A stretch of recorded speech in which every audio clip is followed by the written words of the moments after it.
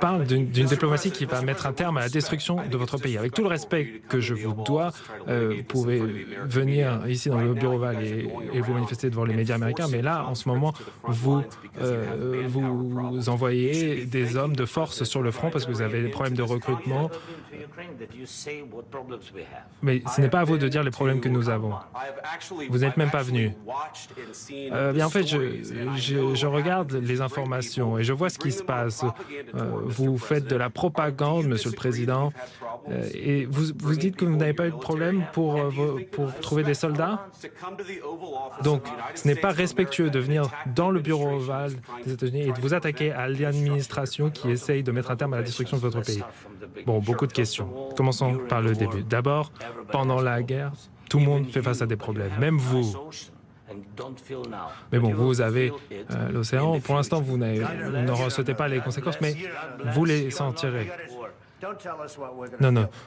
Pas besoin de nous dire ce que l'on va sentir. On essaie de résoudre un problème, ne nous dites pas ce qu'on va ressentir. Vous n'êtes pas dans une position où vous pourrez nous dire ce qu'on va ressentir. Vous n'êtes pas dans une position pour nous dire ce que nous allons sentir. On va se sentir très bien. On va se sentir très bien, très fort. Là, vous n'êtes pas dans une bonne position. Vous vous êtes mis dans une très mauvaise situation. Vous n'êtes pas dans une bonne position. Vous n'avez pas les cartes dans les mains. On ne joue pas aux cartes, dit le président Zelensky. Je suis très sérieux. Vous jouez avec les vies de millions de personnes. Vous jouez avec une troisième guerre mondiale.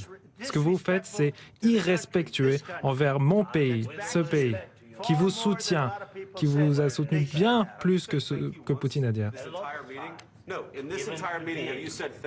Bon, de toute cette réunion, vous êtes allé en Pennsylvanie, vous avez soutenu notre opposition en septembre, vous avez exprimé votre amour pour les États-Unis et là, nous essayons de sauver votre pays.